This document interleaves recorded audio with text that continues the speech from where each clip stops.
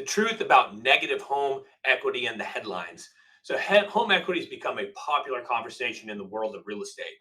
But don't let the stories about negative home equity scare you. There's more to it than actually meets the eye.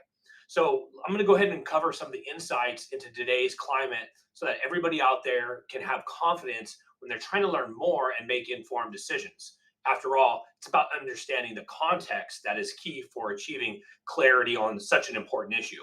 It's really easy to get caught up in the day to day of headlines and focus on short term equity numbers, yet fail to convey the long term view, which is really what it's all about.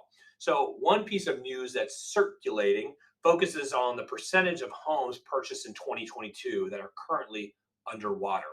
So, the term underwater refers to a scenario where the homeowner owes more on a loan than it's actually worth.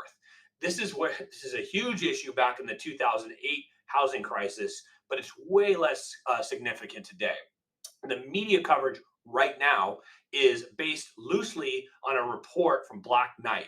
The actual report from the source says exactly this: of all homes purchased with a mortgage in 2022, 8% are now at least marginally underwater, and nearly 40% have less than 10% equity stakes in their home. So let's unpack that for a moment and provide a bigger picture.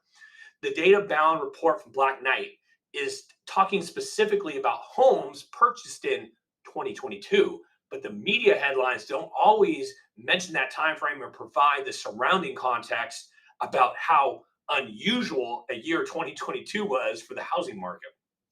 So in 2022, home price appreciation soared and it reached its max in about March to April. So since then, rate of appreciation has slowed down. Rates have gone up, right? So homeowners who bought their house last year at right at the peak, who paid more than market value in the months that followed, are more likely to fall into that category of being marginally underwater.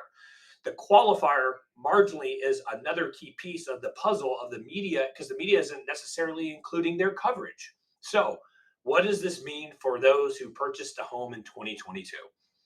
Let's just take a step back. And it's important to remember that owning a home is a long term investment, not a short term play. When headlines focus on this narrow short term view, just like corporations out there looking at monthly and quarterly figures, they're not necessarily providing you the full context. The longer you stay in your home, the more equity you gain in the home as you pay down your loan, and the home will appreciate over time. So, with these recent market conditions, you may not have gained the significant equity right away if you own the home for just a few months. But it's also true that many homeowners who recently bought their home are unlikely to be looking to sell yet.